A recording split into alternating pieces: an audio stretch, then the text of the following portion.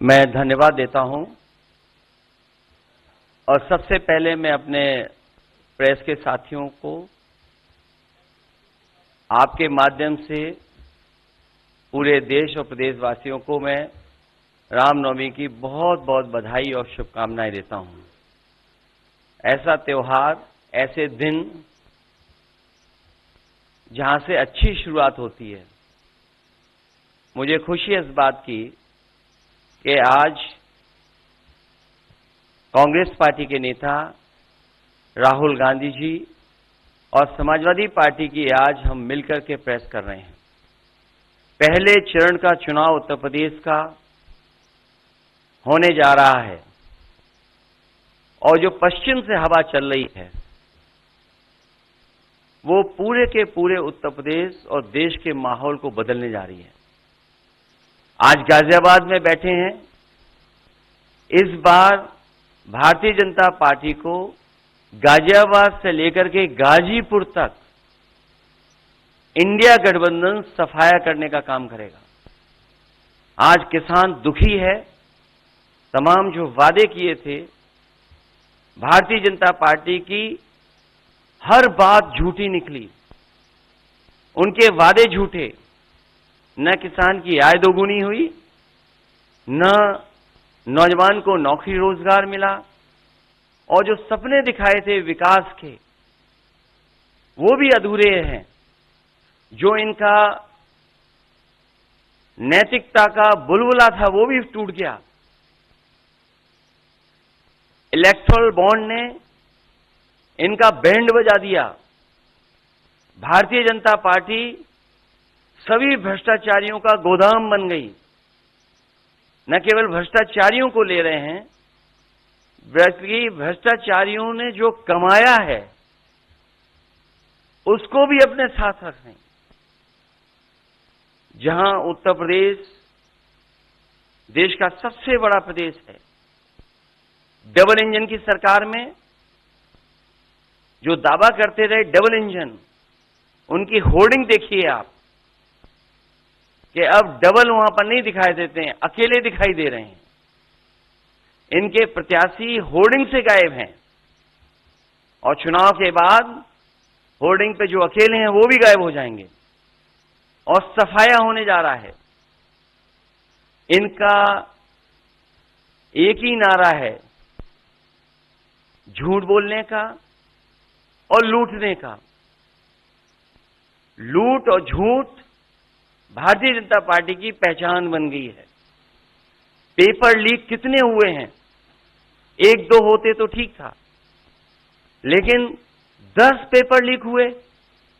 और मैंने कई मौकों पर वो बात बताई कि अगर एक परिवार के हम केवल 3 सदस्यों को मान लें, जिस व्यक्ति ने परीक्षा लिखने की तैयारी की, जो परीक्षा नहीं दे पाया पेपर लीक के कारण, और उसके मां बाप को अगर हम जोड़ लें तो ऐसे 60 लाख नौजवान हैं। 60 लाख नौजवानों का भविष्य अंधकार में डाल दिया। और अगर 60 लाख का गुणा करें हम 3 से, 1 करोड़ 80 लाख, और 1 करोड़ 80 लाख को अगर हम डिवाइड कर दें 80 लोकसभाओं से, तो भारतीय जनता पार्टी का 2,25,000 वोट हर लोकसभा में कम हुआ है। इसलिए एक भी वोट बट ना पाए। जहां हमें मतदान करना है वहीं मतदान के दिन हमें सावधान भी रहना है। अगर हम सावधान रह करके मतदान करेंगे और अपने बूथ की चौकीदारी करेंगे तो भारतीय जनता पार्टी का सफाया होगा। आने वाले चुनाव में, ये देश का चुनाव है, देश की जनता बदलाव चाहती है और बदलाव की हवा पश्चिम से उत्तर प्रदेश से चल रही है। और मुझे पूरा उम्मीद है आने वाले समय में इंडिया गठबंधन और नई सरकार देश में दिखाई देगी। नमस्कार। रामनवमी की आप सबको, देश को बहुत बहुत शुभकामनाएं। ये चुनाव विचारधारा का चुनाव है। एक तरफ आरएसएस और बीजेपी, जो संविधान है लोकतांत्रिक सिस्टम है उसको खत्म करने की कोशिश कर रही है, और दूसरी तरफ इंडिया गठबंधन कांग्रेस पार्टी संविधान को, लोकतंत्र को डिफेंड करने की कोशिश कर रही है, उसकी रक्षा कर रही है। चुनाव में 2-3 बड़े मुद्दे हैं। सबसे बड़ा बेरोजगारी, दूसरे नंबर पर महंगाई, भागीदारी।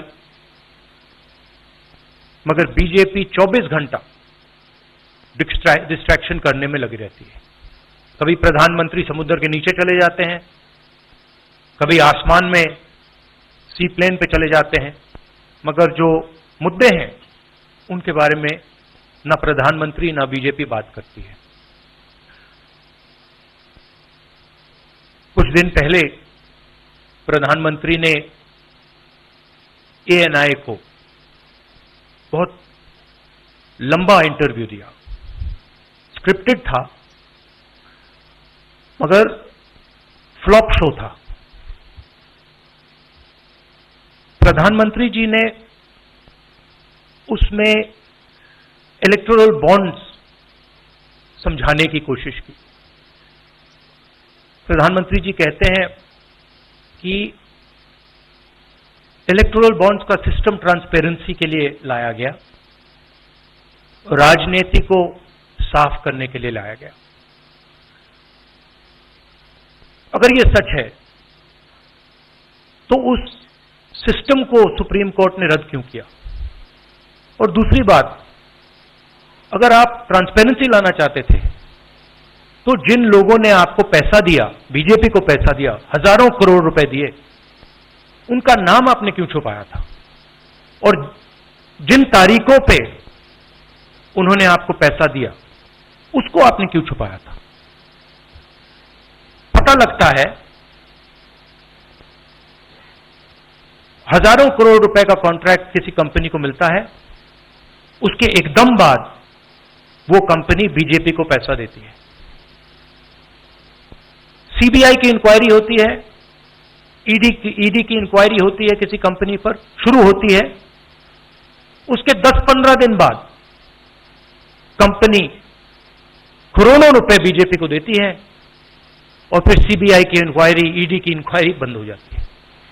सड़क पे इसको एक्सटॉर्शन कहते हैं, एक्सटॉर्शन कहते हैं सड़क पे। तो ये जो है इलेक्टोरल बॉन्ड का जो स्कीम है, ये दुनिया का सबसे बड़ा एक्सटॉर्शन का स्कीम है। हिंदुस्तान के सारे बिजनेसमैन इस बात को समझते हैं, जानते हैं, और प्रधानमंत्री जितनी भी सफाई देना चाहें कोई फर्क नहीं पड़ने वाला है, क्योंकि पूरा देश जानता है कि प्रधानमंत्री भ्रष्टाचार के चैंपियन है। धन्यवाद। शुक्रिया राहुल जी। अच्छा, एक और बात, आपने जयराम जी आपने कहा कि जो भी आपको क्वेश्चंस पूछने हैं आप पूछेंगे और ये ओपन एंडेड प्रेस कॉन्फ्रेंस है। बट इसमें एक और बात, मुझे पहले ही 2-3 बीजेपी वाले क्वेश्चंस पता लग जाते हैं, तो वो तो गारंटी पूछे जाएंगे, तो उनके लिए मैं तैयार हूं। आजकल गारंटी का जमाना है राहुल जी। पहला सवाल महिकार सिंह जी, हिंदुस्तान हिंदी डेली से। माइक दीजिएगा।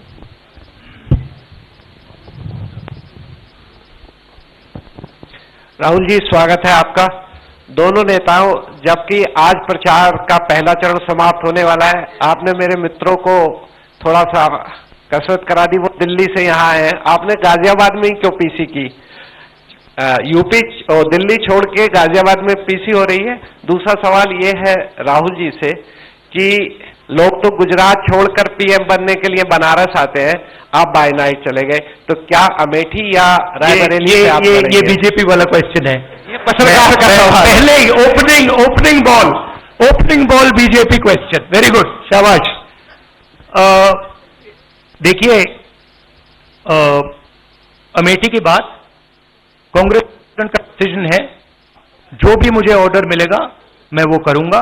सीईसी मीटिंग, हमारी पार्टी में सीईसी मीटिंग्स में ये डिसीजन लिए जाते हैं।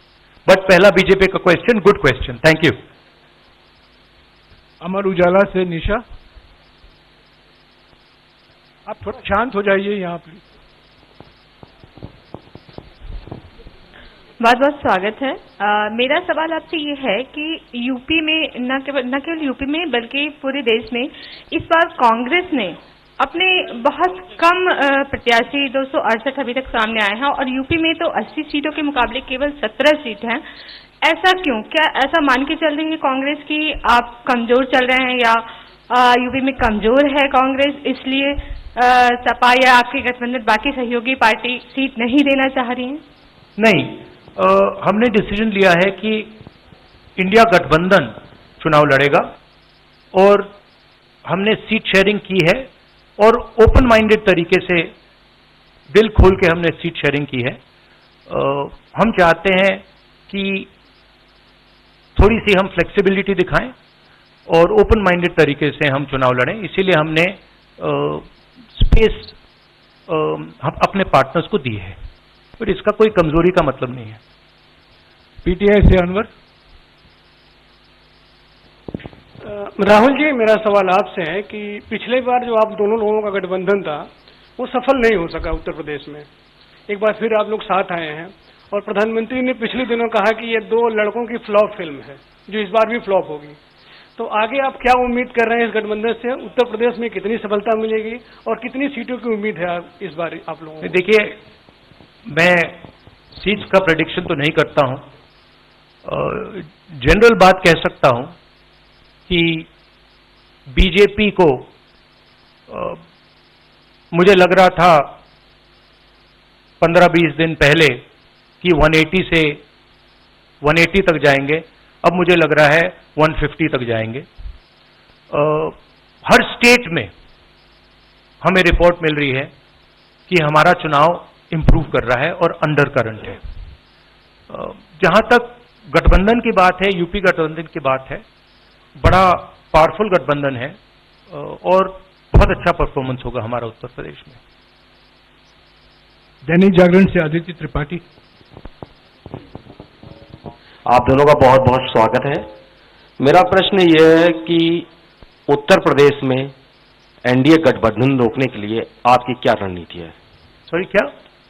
उत्तर प्रदेश में एनडीए गठबंधन को रोकने के लिए आपकी क्या रणनीति, आप दोनों लोगों की? उत्तर प्रदेश में नेशनल लेवल पे मैं आपको हमारा फाउंडेशन बता देता हूं और वही आइडियाज हम उत्तर प्रदेश में भी चलाएंगे। देखिए,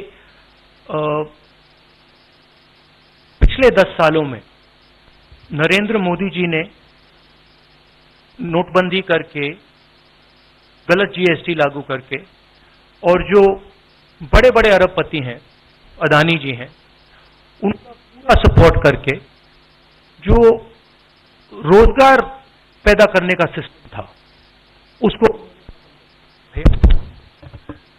उसको उन्होंने कंप्लीटली खत्म कर दिया है। तो सबसे पहला काम जो रोजगार हिंदुस्तान के युवाओं को मिलना चाहिए उसको एक बार फिर स्ट्रेंथन करने का है। उसके लिए हमने अपने मैनिफेस्टो में 2-3 आइडियाज दिए हैं। एक आइडिया रेवोल्यूशनरी आइडिया है, राइट टू अप्रेंटिसशिप। तो जो अमीर घर के बच्चे होते हैं वो अप्रेंटिसशिप करते हैं, ट्रेनिंग मिलती है, पेड ट्रेनिंग होती है। तो हमने डिसाइड किया है कि हिंदुस्तान के उत्तर प्रदेश के सब ग्रेजुएट्स को, डिप्लोमा होल्डर्स को हम अप्रेंटिसशिप का अधिकार देंगे। जो भी अप्रेंटिसशिप करना चाहेगा उसको प्राइवेट सेक्टर में, पब्लिक सेक्टर में, सरकार में अधिकार मिलेगा, अप्रेंटिसशिप का अधिकार मिलेगा, ट्रेनिंग होगी और 1 लाख रुपए साल का, 8,500 रुपए महीने का उस युवा के बैंक अकाउंट में हम डालेंगे और ये करोड़ों युवाओं के लिए हम अधिकार दे रहे हैं।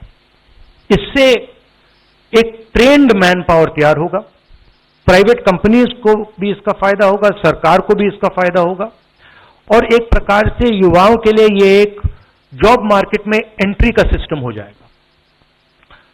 दूसरी चीज 30 लाख सरकारी रोजगार हैं जो नरेंद्र मोदी भर नहीं रहे हैं, वो वैकेंसीज हम युवाओं को देने जा रहे हैं। पेपर लीक की बात हुई है, उसके लिए हम कानून बनाएंगे, उसको हम खत्म कर देंगे। तो ये बात हुई युवाओं की। एक और हमारा आइडिया, क्रांतिकारी आइडिया, और ये उत्तर प्रदेश की महिलाओं को बहुत फायदा मिलेगा इससे। हर गरीब परिवार की हम लिस्ट बनाएंगे और हर गरीब परिवार में से हम एक महिला को चुनेंगे और उसके बैंक अकाउंट में महीने के 8,500 रुपए, साल के 1 लाख रुपए सरकार हर महीने बैंक अकाउंट में डालने जा रही है। किसानों की बात, किसान सिर्फ 2 चीजें मांग रहा है। नरेंद्र मोदी से 10 साल मांगा, हमें सही दाम दिलवा दीजिए, और जैसे आपने 16 लाख करोड़ रुपए, मतलब 24 साल का मनरेगा आपने अदानी जैसे लोगों का माफ किया, वैसा ही आप हमारा भी माफ कर दीजिए। और नरेंद्र मोदी मना करते हैं, उन पर फायरिंग करवा देते हैं, उनको डरा देते हैं। तो हमने लीगल एमएसपी का निर्णय ले लिया है। हिंदुस्तान में पहली बार लीगली गारंटीड एमएसपी होगी और हम उनका, किसानों का कर्जा माफ करने जा रहे हैं। यही मेन मुद्दे हैं चुनाव में। बीजेपी का मैनिफेस्टो देखेंगे तो उसमें आपको उसका जो फाउंडेशन है, 2 चीजें हैं। एक कि वो शायद 10-15 साल बाद ओलंपिक गेम्स इंडिया लाएंगे, और दूसरा 1 या 2 व्यक्तियों को वो चांद पे पहुंचा देंगे। तो ये बेसिकली चुनाव चल रहा है। शुक्रिया राहुल जी। पहला सवाल राहुल जी से है, जैसे कि पीएम ने कहा है कि मैं देश बचा रहा हूं, लेकिन इंडिया अलायंस जो है वो परिवार बचा रहा है, इस पर क्या कहेंगे सर? और जो दूसरा सवाल, सेकंड बीजेपी क्वेश्चन। सर दूसरा जो सवाल है मेरा वो ये है, और उन्होंने कहा एएनआई को जब इंटरव्यू दिया उसमें बोला कि ऐसा कौन सा जादू है कि एक झटके में गरीबी मिटा सकते हैं। मैं जानना चाहता हूं ऐसा कौन सा जादू है कि एक झटके में गरीबी मिटाई जा सकती है। तो ये मेरा सवाल दोनों से है। नहीं, दोनों से है। मैं धन्यवाद देता हूं, आप लोगों ने सवाल पूछे। हालांकि कुछ सवाल आपने राहुल जी से पूछे थे। एनडीए को पीडीए हराएगा, एनडीए को पीडीए हराने जा रहा है, एनडीए को पीडीए हराने जा रहा है। और जहां तक सवाल परिवारवाद की बात है, आज नवरात्र है, आज शुभ दिन है। भारतीय जनता पार्टी के लोग संकल्प लें कि ना किसी परिवार वाले को टिकट देंगे और ना किसी परिवार वाले से वोट मांगेंगे। और गाजियाबाद में कार्यक्रम इसलिए किया है क्योंकि हम दोनों लोगों ने संकल्प लिया है। वो तो इंडिया गठबंधन का नाम भी ठीक से नहीं ले पाते हैं। INDIA तो इंडिया होता है, इंडी कब से हो गया? यहां से सफाया होगा गाजीपुर तक। जो 14 में आए थे वो 24 में चले जाएंगे, और यूपी वाले स्वागत भी अच्छा करते हैं। और इस बार तो ढोल नगाड़ा और सब कुछ की तैयारी है। इस बार विदाई भी बहुत शानदार होने जा रही है। टाइम्स नाउ भारत, रंजीता अखिलेश जी से। तो आपने जो गरीबी को एक झटके में मिटाने की बात की, देखिए ये कोई नहीं कह रहा है कि गरीबी को एक झटके में मिटाया जाएगा। हम ये कह रहे हैं कि गरीबी को गहरी चोट पहुंचाई जा सकती है, और तरीके मैंने आपको बताए हैं। नरेंद्र मोदी जी ने पूरा का पूरा फोकस 22 लोगों पे किया है, 22-25 लोगों पे किया है। आज की सच्चाई है कि 22 लोगों के पास उतना धन है जितना 70 करोड़ लोगों के पास है। गरीबी का यह भी कारण है कि नरेंद्र मोदी जी ने सारा का सारा धन कॉन्सेंट्रेट कर दिया है, 20-25 लोगों को पकड़ा दिया है। मैं जाति जनगणना की बात कर रहा हूं और मैंने ये बात बहुत बार उठाई है। भागीदारी की बात होती है। हिंदुस्तान के किसी भी इंस्टीट्यूशन में आपको ना पिछड़े वर्ग के लोग मिलेंगे, ना दलित मिलेंगे, ना आदिवासी मिलेंगे, ना गरीब जनरल कास्ट के लोग मिलेंगे। मैंने मीडिया के बारे में बात उठाई। मीडिया में आपको बड़े बड़े एंकर्स दिखते हैं। आपको मीडिया की कंपनीज के मालिक की लिस्ट निकालिए, आपको दिख जाएगा कि उधर ना एक पिछड़ा मिलेगा, ना एक दलित मिलेगा, ना एक आदिवासी मिलेगा। तो हम क्रांतिकारी काम करने जा रहे हैं। जाति जनगणना, महिलाओं को, एक गरीब महिलाओं को 1 लाख रुपए, युवाओं को अप्रेंटिसशिप का कानून, अप्रेंटिसशिप का अधिकार, उनके बैंक अकाउंट में 1 लाख रुपए, किसानों को एमएसपी। तो ये सब गरीबों को पैसे देने के तरीके हैं। नरेंद्र मोदी जी ने पिछले 10 साल में गरीबों को कुछ नहीं दिया। तो ये हम करने जा रहे हैं। हाँ रंजीता, अखिलेश जी से। हाँ, अखिलेश जी से ही सवाल है। राहुल जी ने अभी जितनी भी चीजें कही, अखिलेश जी नहीं, मैं सवाल पहले जितनी भी चीजें कही वो तमाम चीजें कांग्रेस के घोषणा पत्र में है। क्या इंडिया गठबंधन का अपना कोई साझा जो है वो मैनिफेस्टो होगा? अखिलेश जी, क्या जो राहुल जी कह रहे हैं, क्या वही तमाम चीजें सपा की भी है या सपा कुछ अलग भी घोषणाएं कर रही है चुनाव में? इंडिया गठबंधन नई उम्मीद है और जैसा कि राहुल जी ने कहा कि उनके मैनिफेस्टो में बहुत सारी चीजें हैं जिससे गरीबी दूर की जा सकती है। उसी से जोड़कर के मैं ये कहना चाहता हूं कि जिस समय हमारा देश का किसान खुशहाल हो जाएगा, जिस दिन देश के किसान को अपनी लाभकारी मूल्य मिलने लगेगा फसल का, और मैं समझता हूं जितने भी राजनीतिक दल हैं और खासकर जो इंडिया गठबंधन के साथी हैं, वो ये बात कह रहे हैं कि हम एमएसपी की गारंटी देंगे या किसानों को लाभकारी मूल्य देंगे, और जिस दिन भारत सरकार किसानों की आय बढ़ा देगी, गरीबी दूर होना शुरू हो जाएगी। और मैं कई मौकों पर कह रहा हूं कि जाति जनगणना भी एक हमारा मुद्दा है। बिना सामाजिक न्याय के, बिना जाति की गैर बराबरी खत्म किए हुए हम अपने समाज को आगे नहीं बढ़ा सकते।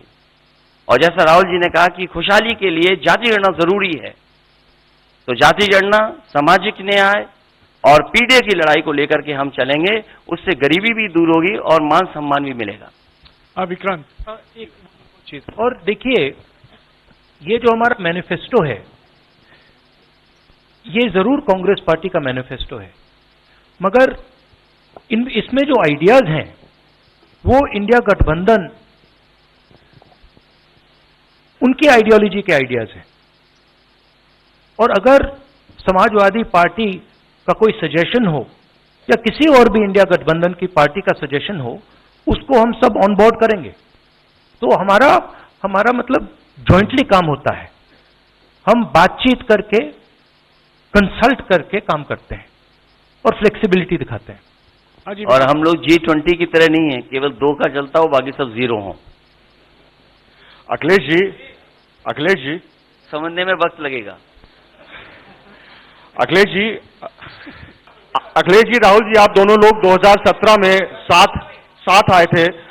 दोनों ने लखनऊ में प्रेस कॉन्फ्रेंस भी की थी, लेकिन 19 और 22 में आप दोनों अलग अलग हो गए, 24 में फिर साथ आए हैं।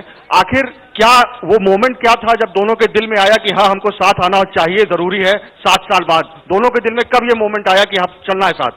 मूवमेंट क्यों बताना, हम साथ आ गए और साथ आ गए, यही मूवमेंट है।